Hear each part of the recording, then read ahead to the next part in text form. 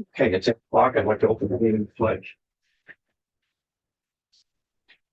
I pledge allegiance to the flag of the United States of America and to the republic for which it stands, one nation, under God, indivisible, with liberty and justice for all.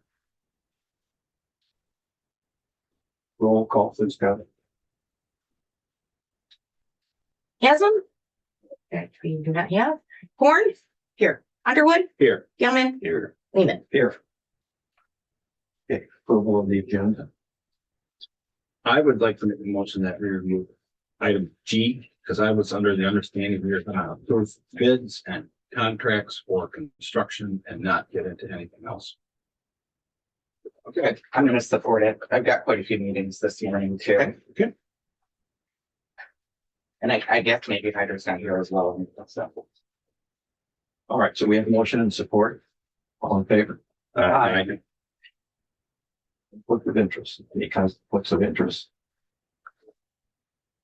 Hearing none, public comment. Anybody in the public who would like to speak? Okay. Hearing none, we'll go to action item, Hammond Road bid award. Yeah, So Hammond Road received a bid on July 10th from Elmer's Crane and Dozer, the amount of $3,214,657.85. This is a crush and shade project, 5.5 inches of HMA, curb and gutter, storm sewer improvements, guardrail, pavement markings. I did want to note that the signal at Hammond and 3 Mile is not included in this. There were some final design items we needed to work out, utility coordination that needed to be done with both aerial and underground utilities. So we got that done. We hope to have that out to bid later this week, but there's going to be 2 separate pieces to that project. So And there's a category for East Bay Township. correct.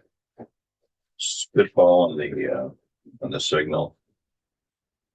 Cost wise, yes, it happened. probably $400,000 to $500,000. It's happened. well, I will make a motion to award the bid for the Hammond Road project to Elmer's Crane and Dozer for $3,214,657.85. Support. Support. All right, with motion made, second, any further discussion? I just have one comment, and it's gonna sound like a personal attack, but this is recommended by the staff, so it's not a big deal. You do make aggregate for Elmer's, correct? And sell it to them? I do not, I make it for somebody else who Okay. sells it to them. I just want to make sure. And it's too far. It's not used on Traverse City projects. Thank you. To my knowledge, it's never been used on Traverse. It's a roll call. It is roll call, please. Horn? Yes. Underwood? Yes. Gilman? Yes. Haslam, he has stated he is stuck in traffic, so he is on his way. And Lehman? Yes. So Okay, how about the cost participation agreement for Vitner Bridge, the resolution? Sure. So we've received an agreement document from MDOT for the project. Vitner is a contract between MDOT and the contractor. So we have a second party agreement with MDOT for our responsibility for the local match, for ensuring that we document the project in accordance with federal requirements. And so based on that agreement, our 20% share is approximately 1.032 million. Is it going to be significantly less because of the way the bid came in? Yeah, sure. We were on the hook for 20% of the contracted work, and then it looks like the contractor staking. I'm not sure if that probably wasn't part of this bid, but we'll be responsible for 100% of that. And that was estimated at 94,000. And part of our initial payment to have it cleaned also counts as part of our contribution. No, No, our cleanup does not. we took that on. I don't know if you can speak to that, Neil. I'm not 100% sure. We can try and ask for it, but I don't think it's a guarantee. It'd be nice. I mean, I'm not. The item for structure removed would not be completed by the contractor, therefore they would not get paid for that item. So that's where that savings would be seen by us. So just the 20% of that, do you believe, Chris, is what we? If we lost out on the federal share of the. Yes. I did have just a clarification, having not been through this particular type of project before. The letting that happened on Friday, that was MDOT picking a contractor, right? The Grand Traverse County Road Commission Board does not pick the contractor. that was my confusion as well. There was a lot of, I think, confusion with the public that we got to vet out and pick this. This is not our project. Like Neil just said, it's a contract between MDOT and the contractor themselves. Excuse me. I'm sorry about that. It was telling me I had a meeting. Calendar item. So basically, MDOT already selected the contractor, and I apologize. I don't remember the name. Anlon. Yeah. And then our role as our board is just for the 20% to what that contractor already contracted with MDOT to do, right?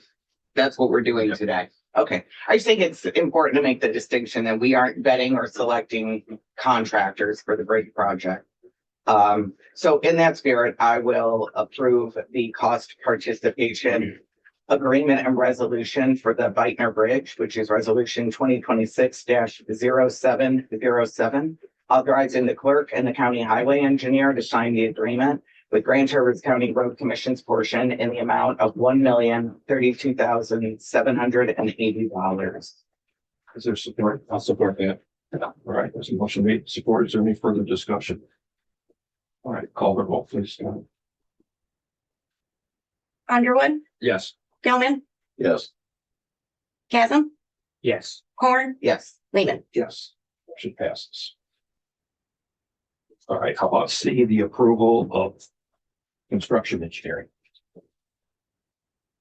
So because of the fact that our engineering projects are all essentially going on concurrently in the latter part of the year, we've got Frankie, Hammond, Silver Lake, Skegamog, Ramsey Road Bridge.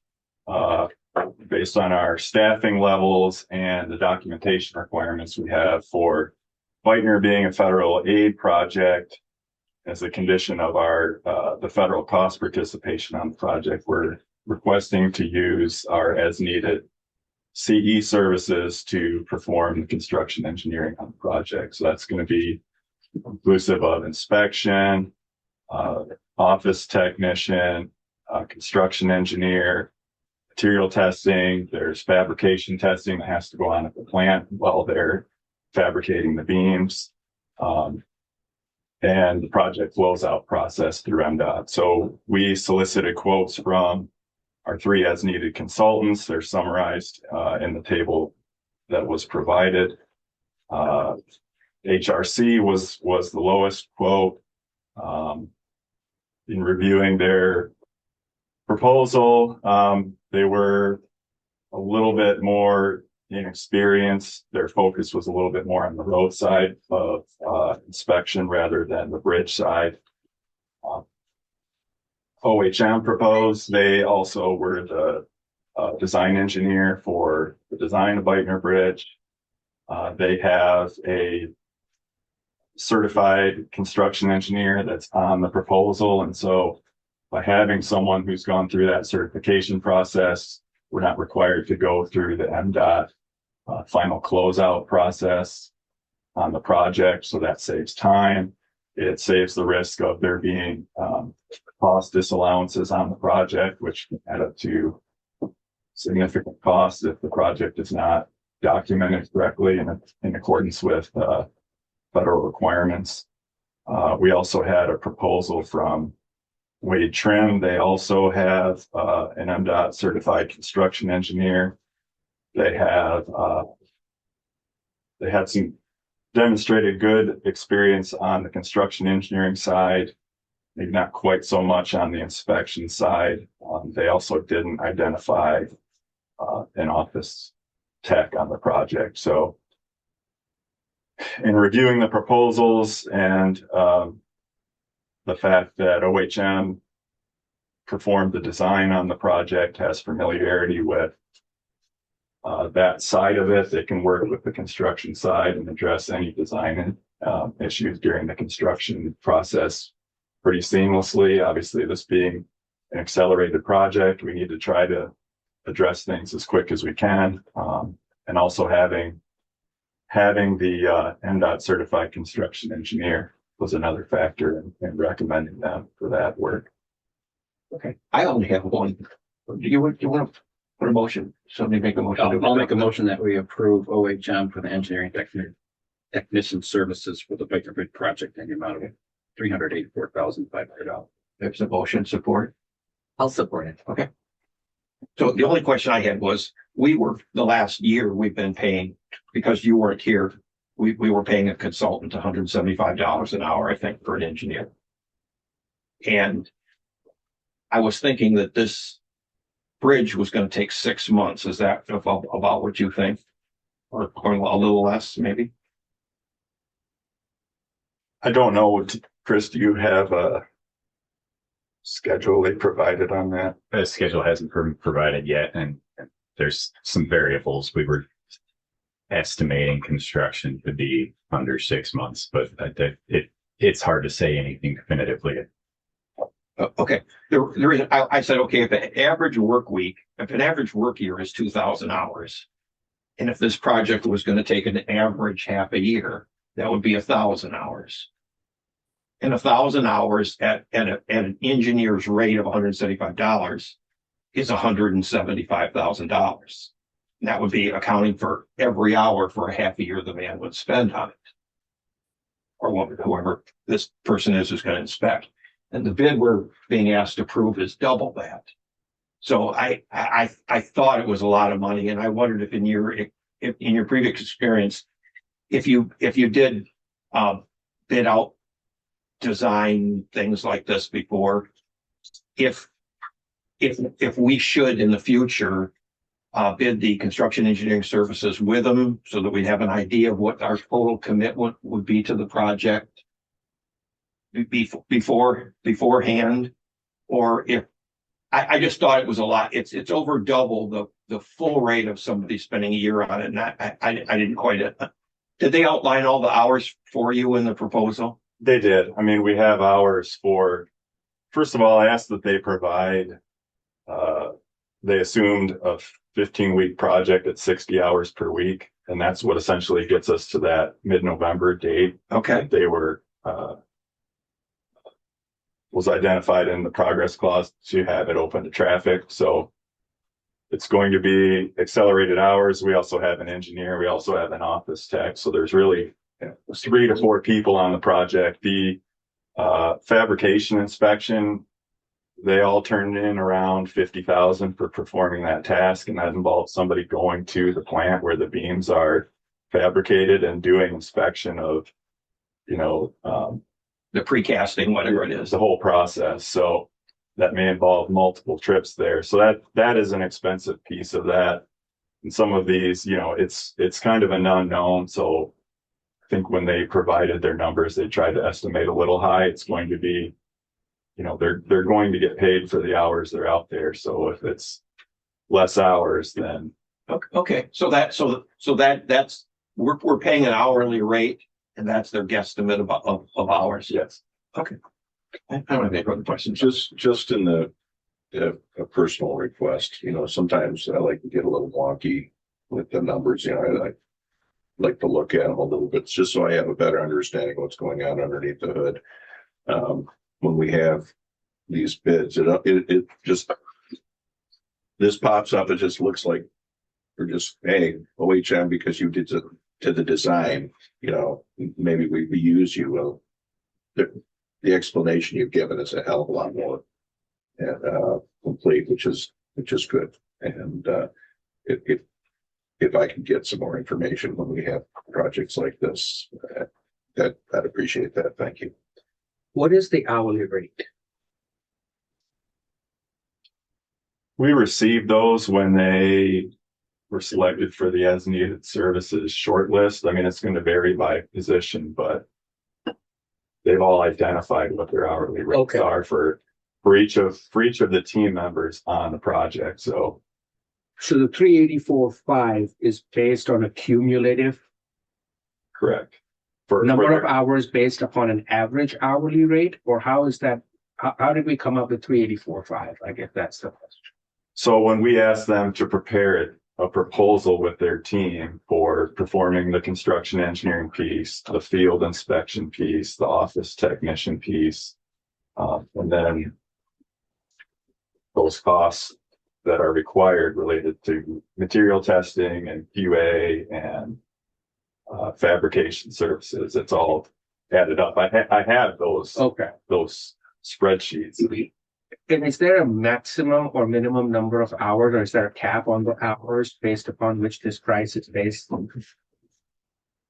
mean, it's going to be cost reimbursement. You know. Okay. I have a question. Thank I'll you. clear this up. How many staff members will they have working on the project? OHM.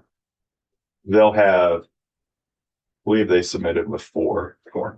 So it's a cost of 4 people. But it's apples to apples with, in terms of number of people between OHM and Wade Trim, right? Or did Wade Trim have fewer or more number of people committed to the project? They had, it's an apples to apples comparison. Okay. But OHM has MDOT certification. Both OHM and Wade They Trim. both have it. Yeah. All right. Applicable. There you go. Yeah. Okay. Call the roll. Let's go. Gilman, Yes. Hassan, Yes. Corn, Yes. Underwood. Yes. Lehman. Yes. Okay, how about D, MDOT cost participation, safe routes to school, Hammond Road and 3 Mile Road resolution. So this is another agreement with MDOT. It is for the Safe Routes project for the township. Since we are the Act 51 agency, this is essentially a pass through where we're entering into the agreement with MDOT, and then funding and requirements for that grant are passed along to the township and their contractor. We will make a motion for I'll make the motion to approve the cost participation agreement and resolution number 2026-07-09, authorizing the clerk and the county highway engineer to sign the agreement with Grand Traverse County Road Commission's portion in the amount of $533,714. Can you support? I'll support it. Is there any further discussion? I just question again, are we good with this? Yeah, it's just a pass through for us. I know. It's a little bit of time on my part. That's what I'm Of talking to Neil, where he came from, they do a flat fee usually of handling this, and I think if we go into another agreement like this, so we should do that upfront, saying Okay, for our time. for our time and expense, you know, it says a couple $1,000s or something like that. 5,000. $5,000, you just upfront, this is, Thank you. I think it's a learning lesson. I think if we move forward and do another one of these, that's how we should be. Excellent. I have one question. And we have no liability or expectation of maintenance of these sidewalks or anything else. We got an agreement in place, everything's, we're clear of it, we're just strictly the pass through, and Joey doesn't want to go out there. Well, Joe I have has to do the snow removal. well, I have a personal opinion on this project. This is a township that refuses to spend any money on roads, and is spending more than $1 million on this. I have to be careful because I live in that township, so. Well, I think we have to remember our role. We have to remember the role of the road commission. We have participated. Oh, yeah, we have that. And we do at my job, I work in a lot of granting, and we have what we call administrative fee. And it's a certain percentage of the grant. It usually covers a part of a payroll for somebody like me. And it's sort of a kind of hand in hand with most of the grants. So I don't know. Obviously, that's not the situation here, but Dan's right. There could be some sort of, I don't know if it's policy or practice or whatever, but that's kind of a normal thing to do. Let's call the roll. I have a question. There was a property owner that had a concern about removal of a guardrail. Have we addressed that, or is that still in the process of being addressed? I think we're all right. And I know I met with both construction committee commissioners out there. So Yeah, I don't think he's satisfied, but in this case, I don't think it's as big a problem for him as he feels it's gonna be. His concern really was a safety concern. Right. However, seeing some, apparently there were some hits on the guardrail. Yeah. And his concern is that, well, traffic in that corner, there might be some hits, some further hits. At the same time, the guardrails, It was not properly installed. My understanding is that it wasn't supposed to be installed in the first place. And the guardrail, I think, is within our right. Mhm. It's gonna be right. And the engineers we spoke to out there when Dan, Neil, and Jason and I met with them, thought it would be much safer for the people to have an escape route toward the property rather than be. the sidewalk would be on the outside of the guardrail. So if the car did come in there, you try to escape, you'd run into the guardrail and Right. ditch one. I know it was safer with the guardrail. Okay. The general safety of the public was better in the guardrail. Thank you. All right, now, call. Chasm, Yes. Corn. Yeah. Underwood. Yes. Gilman, yes. Lehman. Yes. All right, we can have Jeff speak to us maybe about the drone. That would be me. We did get, some bids in, I think two in fact, but we are recommending that we go with Nord Technologies for a new LiDAR drone. We currently have a drone. It relies solely on photographs, which makes it very difficult to map roads that are heavily treed. So we're asking for the LiDAR drone because it'll help cut through that tree cover. It'll cut down significantly on field data collection time. And the biggest aspect is it keeps us out of the center of the road. Right now, there's only a couple of us that can go out and do the mapping on roads like North and West Long Lake roads. It's very windy.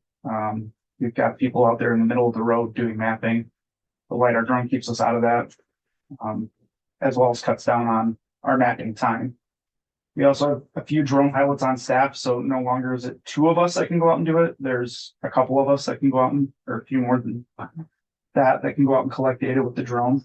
And the other really nice thing is it allows us the opportunity to map ahead. So if we've got projects in the future that we know are going to be coming up, we can get out there and map them quite a bit ahead of time rather than trying to play catch up. So that really fits in with our trying to get a 5-year plan that we can go out and map these roads and we'll have years worth of data.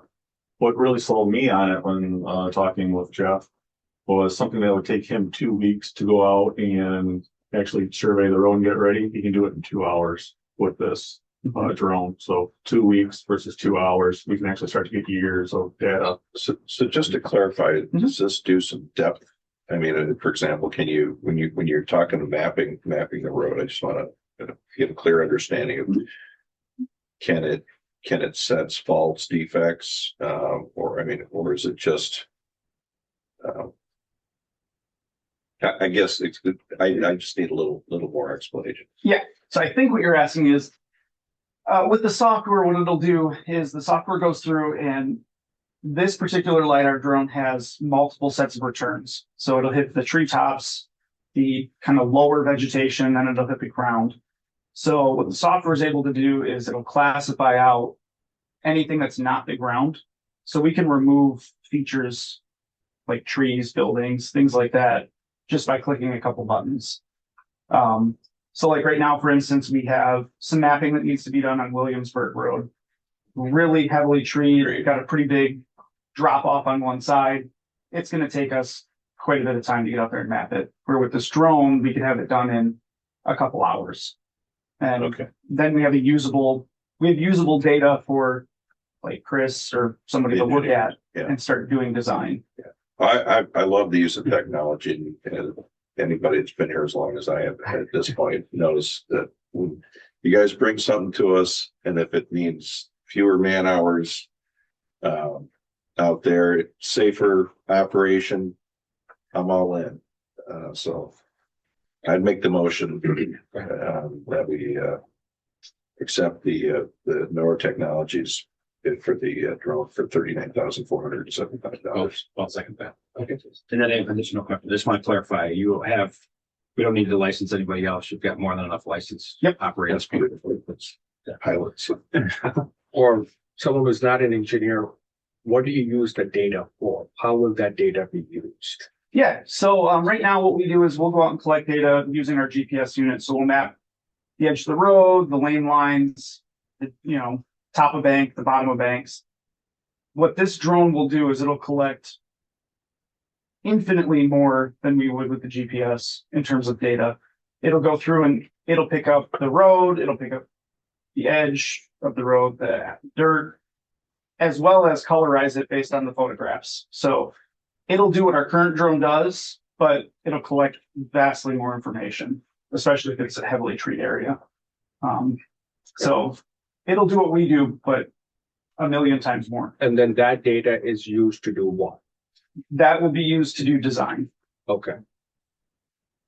If I can help add to that. So that's what provides us a good, clear picture of what the existing is out there. And so as we're doing the design, that's how we figure out things like our fill slopes and how much material it's going to take in order to fill the slope out, or how wide that existing road is. So we figure out if we have to trench in order to widen that road out, or if we have enough existing material there.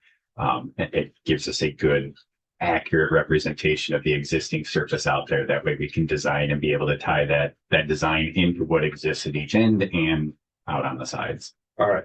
Thank you. That helps. Anything from? All right, let's call the roll. Horn, Yes. Underwood, Yes. Gilman, Yes. Chasm, Yes. Lehman. Yes. F, Frankie Road Reconstruction Project Agreement to cost share. This is just the cost share agreement with Fairfield Township for the sidewalks. Frankie Road. There's some category items in that contract that they're reimbursing us for. It was already in our bid. It was a number. And they're reimbursing us for it. I'll make the motion to approve the agreement with Garfield Township to share in construction costs with Frankie Road Reconstruction Project, and authorize the chair and the clerk to sign the agreement. I'll support it. Okay, we have motion made with support. Further discussion.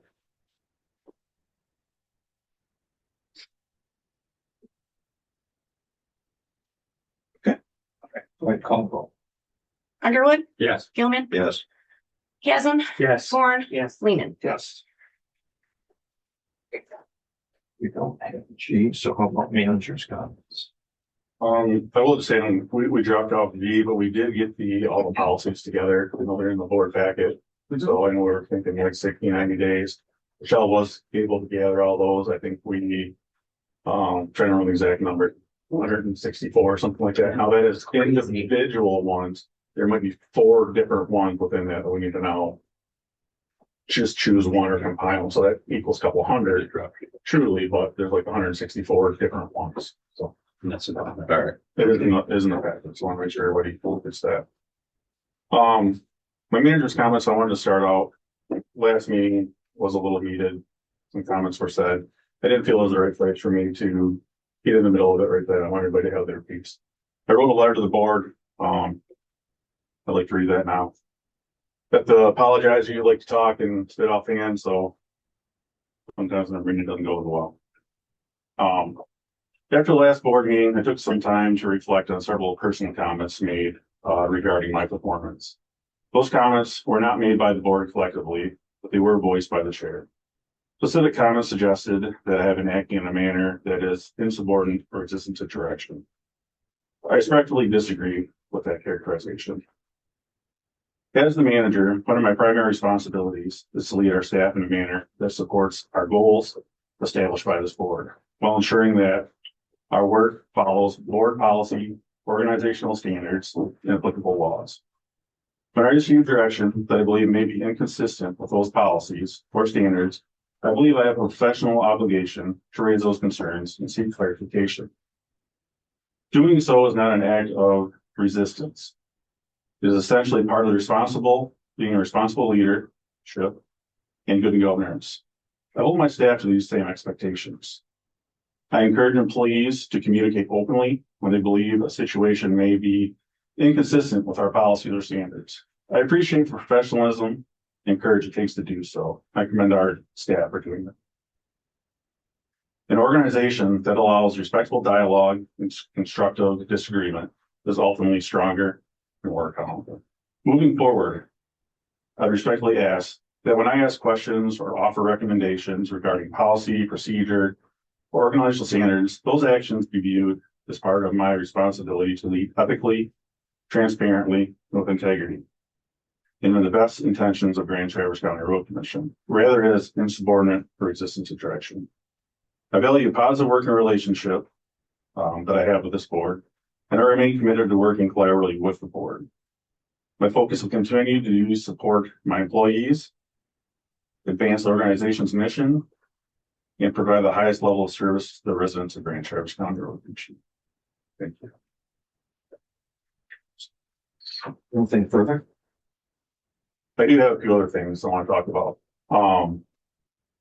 One is I want to be respectful of everybody's time. We talked about having this as an agenda item, but I did want to talk about it.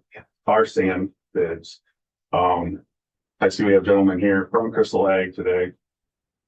Our sand bids this year, we put those out. I had our previous engineer review those.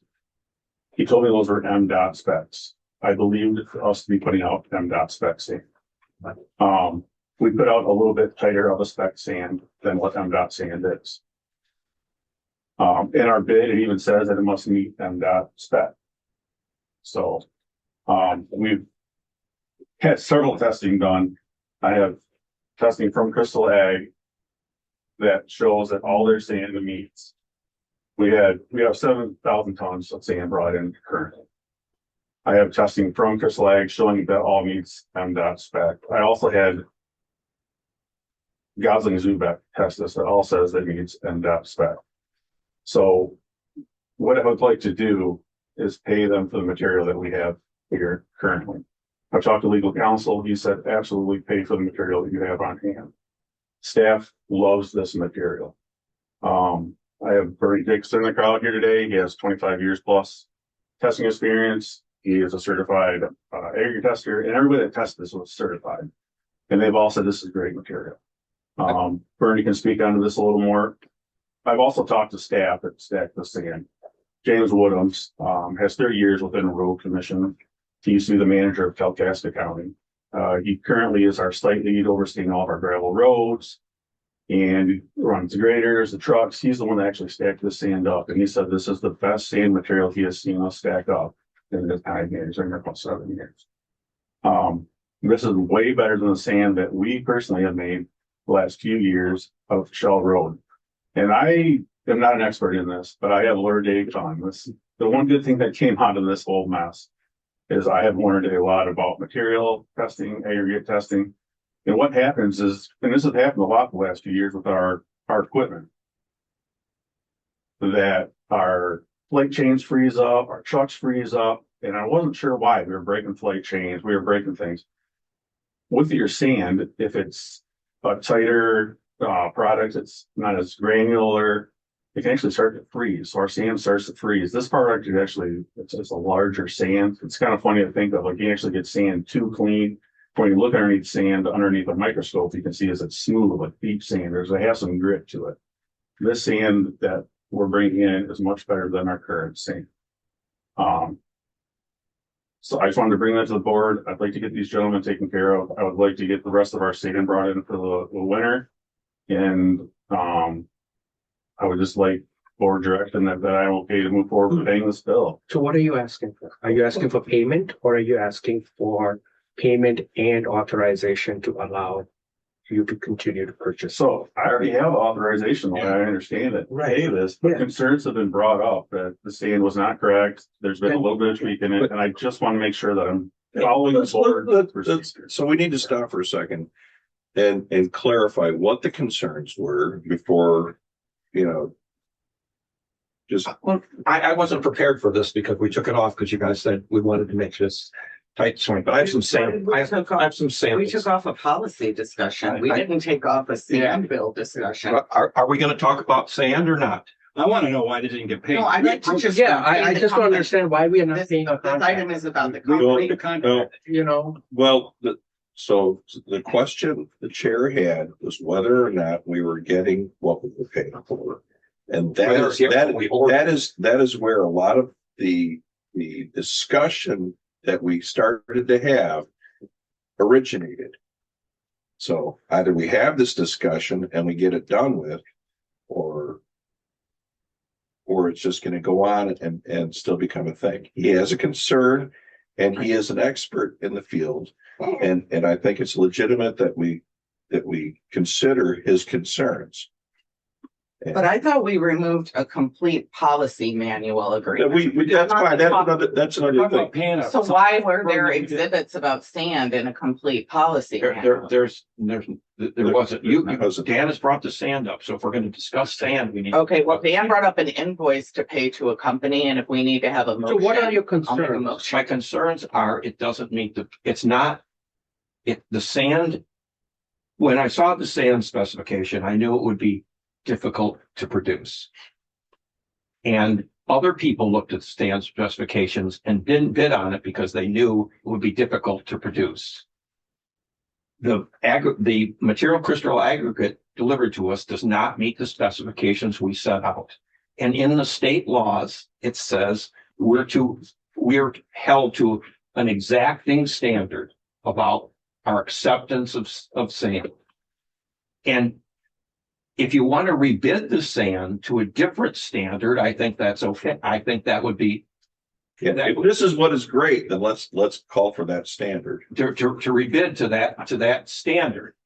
The other concern was all the MDOT sand has a limit of 0.38 size material. It's like they call it robin's eggs or some oversized material in it. And I did not have access to any testing of my own. I just examined testing reports. I didn't bring with me today the crystal aggregates sent to us. And there's oversized materials in there, a small amount, but when you buy a big amount of sand, even a small amount can be damaging, dangerous, unsafe. Other vendors, I only know specifically about cast and sand and gravel, guarantees that there is no oversized material in their bid. So my question is, prior to this contract, we were making sand in-house, correct? We've purchased sand almost the entire history of the road commission. Even when we were making sand, So the last prices got really wonky a few years ago, so we tried to make our own sand. We made it twice, and that was enough. That made it, I think, like 4 years with the sand that we ran our own sand material. So other than 4 years or 5 years of our entire history, we've always purchased our own. okay. Purchased our sand. And the specs that we had used in the past when we were buying sand, was it the same specs that we used this time? It was the spec that went out, but we never tested our sand before when it came in. We just looked at it, it's like, yeah, it looks like good sand. I don't believe we were getting that. Like I said, when we put this bid out, it was my understanding this right here, this is MDOT fan spec. This is what I believe we put out. This is what we told Crystal Aggregates that we wanted was this. We handed them this on day one. But we may never have been getting This this. is what I believe we had. We have, we've not had great sand. And the more I understand, this is why it's freezing up in our trucks. This is why it's on the grid. There's years that we have had sand here that worked pretty good. The sand that we have made personally has not worked as well. So is this sand the same that was in the contract specs? What we put out to bid was tighter than this, but in our thing, it does say that it must meet MDOT standards. MDOT But ours was a little bit more Ours is a stringent little bit than, more than, stringent, and actually our sand that we put out won't perform as well as this. so the question really is, should we be accepting sand precisely as set out in the contract, which is your point, versus sand, Because that's what we asked. I know, but versus sand that we have historically accepted as part of our operations, even though it may not have met the specs to the T as set forth in the contract, correct? Is that a fair characterization? Yes, and I'm manager, I should have reviewed it. I took a previous engineer's thing telling me that we had MDOT spec sand. Going forward, I did so much. Yeah, And that was I talked to Dan and Larry about the bid afterwards. Because after when we rebid it for the second time, because we got a lower price because we got higher volumes. And I said, this is a tough sand. Are you sure this is what you want? And they both said, yes, And the higher standard. that was based off my understanding from an engineer saying that I was putting Right. out. Well, we would have potentially, that we left out some bidders potentially. Or in all facets of our construction, we need to have our materials in our roads. Imagine, I tried to use this analogy. Imagine our plow trucks. We were real fussy about plow trucks, and we have a manager who has a tremendous amount of experience in plow trucks. And we ordered plow trucks with a 12-speed transmission. I don't know what they have. But because they get better mileage and they reduce driver fatigue. And Freightliner sends them to us, Western Star, with 7 speeds. They said, I know you wanted these, but we've decided that this is okay. So you take these. Or if we tell Elmer's we want the road lanes, or whoever bids our paving, 11 feet. And they say, yeah, there's more, it's better for us to do 10'6". I don't see how we can ever, the law says strict accordance to the specifications. I understand your concern. I do. I think they're distinguishable. Your examples are distinguishable from the case at hand, considering that historically we have accepted that sand, even though for reasons unknown at this time or unexplained, the language in the contract called for much tighter specs than what we have historically accepted. And I think going forward, this is a lesson learned. We need to make sure that what we are putting out in the contracts matches what this is, so that there's no discrepancy between the two. But I think at this point, if the staff is satisfied with the product that they are receiving, if it's the product that we have historically received, we move forward. And then I think the greater danger here is that we left some of the bidding parties out of the mix. And it's not, I'm not saying we go back and rebid it. We need to move forward. We have to get the sand for this year.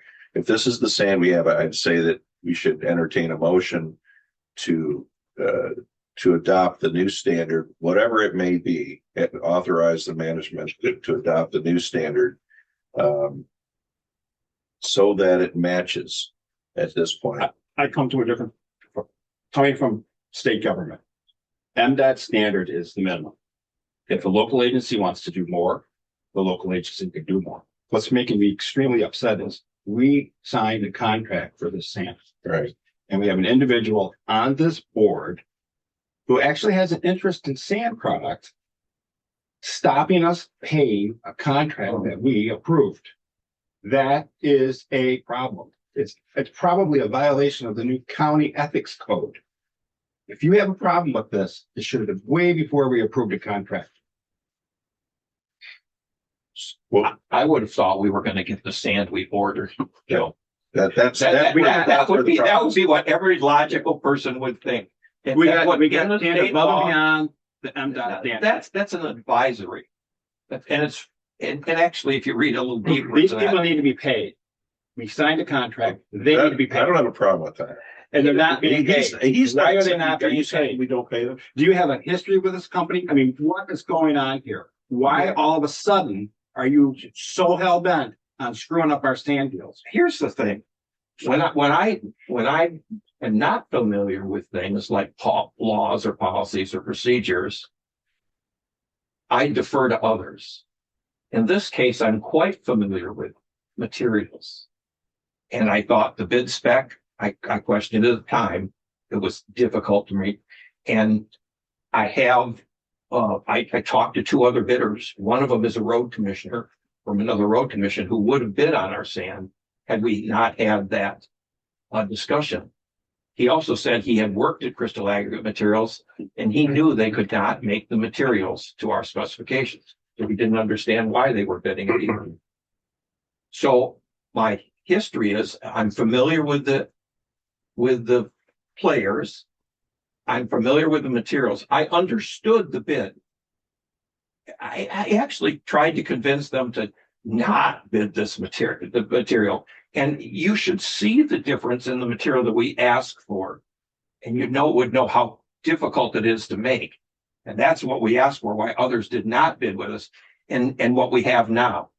I was going to have a sand presentation ready a week from Thursday for us when we discussed about the sand bid. And I think when Commissioner Corn talked about how she likes to visually see things, you went out to Brown Bridge with Dan when we were talking about the bidding. No, I love a visual aid, believe me. And visually, when you look at these things, you think, when you understand the business, you think it's the same. I think you talk to me about wanting to govern by policy and and the policies are based on state laws. When they say strict accordance, I think that should mean strict accordance. And if you want to change your mind later, that's okay. But the stand delivered did not meet what we bid and what we asked for. Yeah, I understand, as matter of contract. Yes, we contracted for a certain product. We expect that to receive that product. And that's how it works. From everything I've heard, I think the mistake is on our part. But we should have looked at that contract more closely to make sure that the specs in that contract matched with what is in this maintenance advisory, the sand that we actually use. And it was a template that was being used. That's the best I can come up with. Explanation is it was a template that was being used, and apparently it was being used for years, but the product we kept receiving was different than what was in the contract until you picked up on that. So that's fine. I mean, that's how we learn. That's how we move forward, making sure that the contract matches with what our specs are. At this time, we have a contract. The product has been delivered. It does not meet the exact specs of the contract, but the staff is satisfied. And as this board, as a collective body, has the discretion to authorize staff to accept that product and authorize payment. So if you need a motion, if that's what you're asking for, I will make that motion authorizing staff to make the payment on the invoice and to accept the sand. I'll second that. And we can have a roll call vote on this. Can we adjust the specifications so that we meet the letter of the law? There is a portion of this where it's based on meets expectation as well versus the specs. If the expectation by Dan and the staff was that it was the same stand that we've been getting all along, it met their expectation, then there wasn't a failure on the part of on our first day and said this is the best. They handed it to them. There's been no failure by this business, which is why I don't really like using their name in the discussion. I certainly wouldn't want any commissioners using this company's name or approaching this company or any of their competitors in any way. I just think we asked for sand. We provided them with the layout. They met the expectations. We don't need to use the word specs anymore. Met the expectations. We received the sand. We need to pay this bill. Okay. Now, if we want to talk about adjusting the way that bids are put out or proposals or any of that, you have an extremely valid point about people not bidding. Extremely valid. That's on our governance. But it has nothing to do with the expectations. But you understand the pink thing we have was not sent. I understand. This was not included. But our managing director has admitted that there was an error on our part and that he thought this was what was in the bid. This was what was in the contract. They met the expectations of this. If Dan came here and said, you know, they didn't meet expectations, like the sand is garbage, we can't use it, we'd be having a different discussion. They met the expectations of the product that we've been getting all along, and they thought that they were supposed to provide. However, what you bring up is appropriate, and it has to do with the way that the policies are put out and bids are awarded and received. And that is a governance role. And I think we should take it on and have that discussion at a later time. But this discussion is about whether we pay for a material that was provided to us that meets our expectations. We should pay it. We should pay, but any bidder, when a bid goes out, somebody correct me if I'm wrong, a bidder can contact us for clarification on what we're looking for within that bid. We do it all the time. And you can make adjustments once the bid has been made on the road. We do it all the time. Okay. But there's understandings. So I think I would- actually, the onus is on the people who are bidding to call for clarification. I don't. I don't think we made a mistake. Yeah. We sent out When our you get a spec- specification, our you're going product. by the specification. And the specifications were clear. Yeah. In the bid. Now, if there's something wrong with this dated 24, okay, let's talk about that. But Something I would also like to add. This sand was produced for less than we can make it internally. So it's not like we're this extra crazy cost. They made this material for less than what we were making internally for. For a better product. I don't think anyone is Yeah. disputing that, Dan. I think that I just want to get that out there. Yeah, difference is that the point was, from the chair standpoint, the point was that there's a contract that called for a certain product to be delivered. It didn't get delivered in accordance with the contract, which is accurate. It didn't get delivered, which there's no dispute about it. Your point is that this is the product that meets what we have as part of our expectations in terms of the sand we receive and we have received. And so that is satisfactory. So I think that was the difference in viewpoint. And now we have a motion on the floor. And I think we have enough discussion. And I think with your permission, we should call a vote on that. Yeah, sure we can. Even though it wasn't on the, it's proper that. Yeah, I think so. And the manager can Yeah. ask for clarification. Okay, so call a roll on the. Was your motion, would you repeat what the? My motion was to authorize the staff to pay the invoice and to accept the sand as prepared, delivered. Do you need more sand?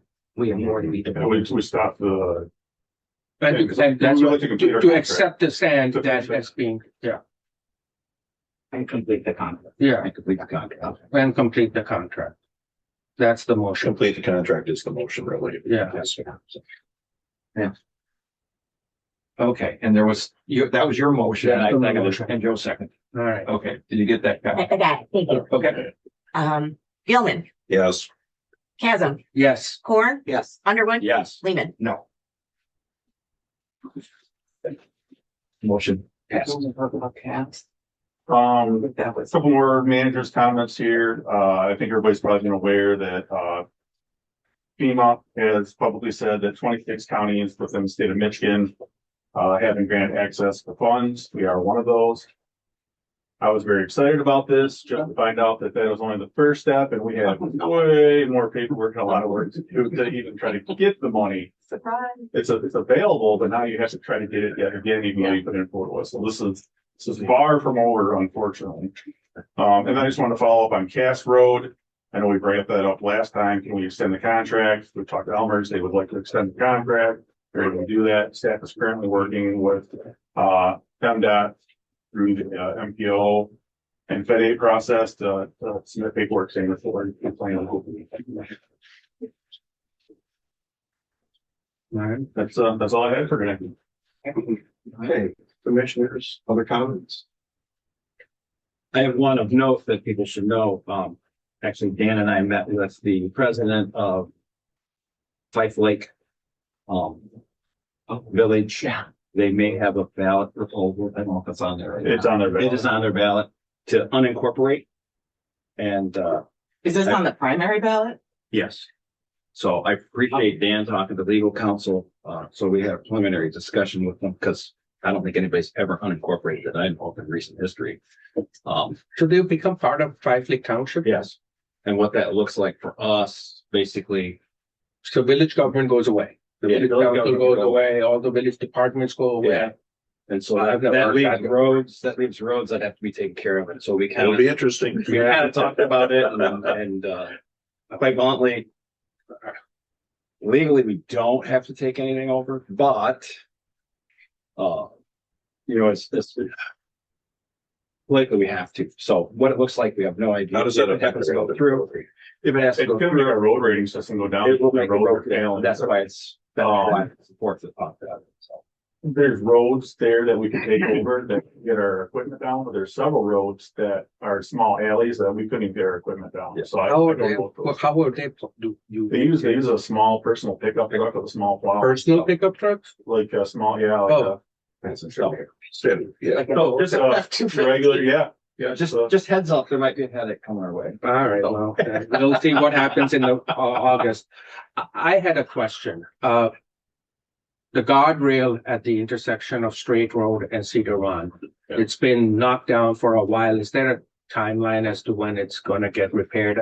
So I believe one of our contractors knocked it out they did. with and I don't know how they did it because it's just completely, the whole section is completely wrong. We've tried to change or figure out that's going on there several times. We've been unable to. Oh, it gets hit a lot. So we had Jeff working on doing surveying out there to try to figure out, can we get some right of way? We talked about before, it sounds like the landowner is acceptable this time, so we're gonna try to move the geometry of that. Unfortunately, Frankie Road was awarded and they're like, we want to start tomorrow. We had to shift Jeff over to doing surveying, get them moving. He's got that done. He'll be moving back over to that this week. So, I mean, and that's fine, but obviously acquiring right of way, that could take time. In the meantime, I think the guardrail obviously serves a purpose. I mean, the fact that it gets hit so many times is a concern for me because if it's not there, then obviously it's going whoever people are It should going just into the be ditch. a simple grading easement. It's we say have standard, we should go talk to the owner, do it. And then our forces will start to fill in material there. We're gonna try to move that guardrail back a Okay. little bit and change the geometry. Yeah, I feel nervous with that thing down, considering how many times it gets hit. That with it not being there and nothing else stopping vehicles from. Yeah, we reached out to our guardrail contractor. We're scheduling trying to get them up here. We're hoping it lines up at the same time. Okay, And move material in there. all right, that was the only thing. Thank you. Frankie Road. So we're starting with Frankie Road today, tomorrow. Wow, they're already going on all that. I know they got it blocked off. It actually brings up the whole, I'm glad that they're doing it. I'm glad that they were the low bidder. And, I'm glad that they came back after the shenanigans, as far as I was concerned, that went on with the roundabouts on Keystone Road. Which company? I'm sorry. Are you talking about the company that? The company that's actually doing it. Oh. James. J&N. Okay, yeah. I don't So think I'm when I say shenanigans, this is one of those things where when we talk about being appropriate for the bidders and so that they have a proper understanding of what is going on. Okay, this kind of drags us back a little. That was a situation you weren't here at the time. We had a situation where basically at the last minute, permission was given to consolidate and then lower a bid without J&N having the opportunity to do so. And to do the same thing, for example, and then J&N, which is the low bidder, did not get the project because at the last minute, who knows how they got the information or whatever, but the bidder that got it was able to undercut by $300,000. Was that M&M? That was M&M. It was M. Was it M&M? It Okay. wasn't J. Okay, so but it's the same, it's the same kind of, then they haven't been back. I thought it was J&N. I'm sorry. They haven't been back then. So we lost a bidder essentially. The outfit out of Gaylord that had been on it. It's Okay. doing the airport right now. Yeah, okay. And they're not coming back to us. We lost an opportunity. We lost people who bid in good faith and were not treated appropriately because of something that they had no control over. And this is, again, this is why maybe when we talk about the policy stuff, we have to know all this stuff now. How we do it, time of change, distribution of changes and appropriate timelines and everything. So it's one of those things. Okay, so that's right. It was J and N, they are different. well, yeah, no, but I mean, Both. but it's yeah, right. So it's good. It's good that we have other people bidding, and we need more of those other people bidding. We have smaller projects that if we could get handled and done by some smaller ones. I want smaller companies to become bigger and then compete with, even if their ultimate goal is to be purchased by Reeve Riley, I mean, I think that's the plan for a lot of them, but Jason, as I recall, the winning bidder of those two roundabouts had asked, once the bids went out, did call for clarification on something. yeah, the day before. That's where with bidders can ask Yeah. questions. But I know it was the day before. and there was no offer to, I mean, nobody went to the other bidders and said, hey, can you, Right. That company, it was, that helped the company happen to think out of the box and then ask the question. I'll leave it at that. yeah. So anyway, it was about timing. It was about staging. Yeah. And it was something that we had, if we had at least offered that guidance at the beginning with it, I think was a thing. Other than that, I think we need to move forward, and I am done. I have a letter I'd like to read. Recently, at our regular meetings, there have been some insinuations and allegations that I've overstepped the limits of my duties as a member of and chairman of the Road Commission Board. I can tell you these charges are completely untrue and unfounded. At our June meeting, after the reading of the very vague and incomplete memo provided by our attorney at the request of some, I felt it necessary to get the law out and examine what it says. I'll start with a section regarding commissioner duties.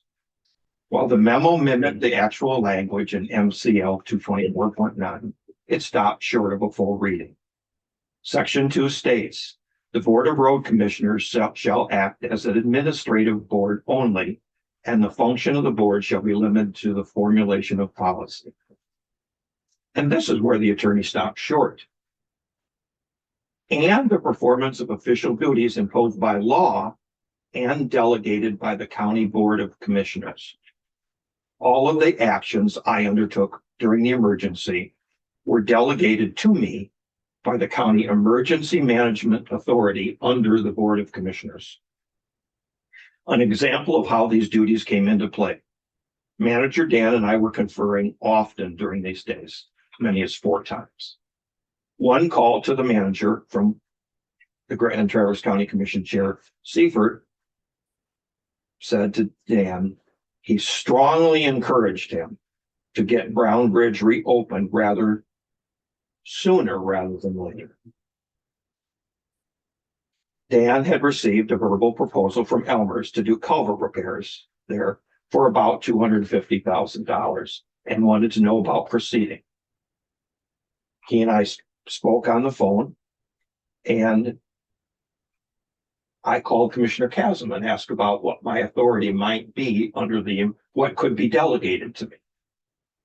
And the way I understood his advice was Commissioner Chasm suggested I discern whether it was necessary to proceed immediately or if it could wait. I told Dan, let me call Commission Chair Seifert and see if he was okay with the delay of a week. Commissioner Seifert said yes. I notified Dan, and that day he put out bid specifications for Brown Bridge. We as a board would meet setting the next week because I wanted to replace the culverts. We scheduled a meeting, and we came in on a regular Thursday night, and we accepted the crowd's comments about they wanted to get their thing replaced, and we approved Molan's bid of $129,000 or something like that, whatever it was. And the project was completed for only $100,000. We saved quite a bit of money. And I was careful with the authority that that county board would actually delegate to me. We saved money, was careful, we worked with it. As a final thought, I'll ask each of you to review bullet point 3 in Act 283 of 1909, section 224.9. It relates to bullet point 2, which I read above. Bullet point 3 says, nothing in this act shall interfere with the work of a commissioner during the commissioner's present term of office. For me to do my work, I need to do research. I ask lots of tough questions. I do site visits. I speak to people and more. What each of you chooses to do is up to you, not to me. But so we can get back to working together to do the public's business, please don't try to control how I feel necessary to do my job. Thank you. Is there anything further? Public comment? To adjourn. Motion to adjourn. Or adjourn.